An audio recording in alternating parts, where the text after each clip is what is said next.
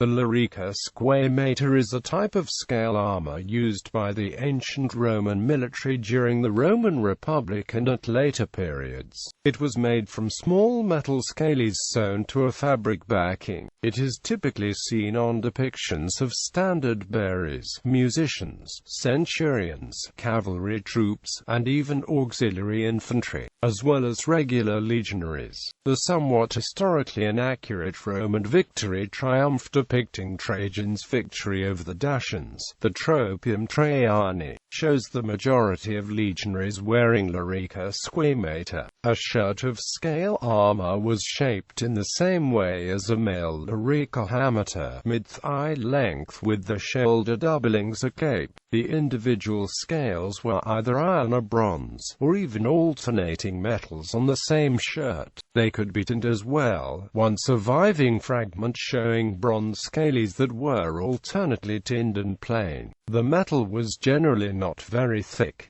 0.50 mm to 0.80 mm perhaps being a common range. Since the scales overlapped in every direction, however, the multiple layers gave good protection. The size ranged from as small as 6.3 mm wide by 9.5 mm tall up to about 5 cm wide by 8 cm tall, with the most common sizes being roughly 1.3 cm by 2.5 cm.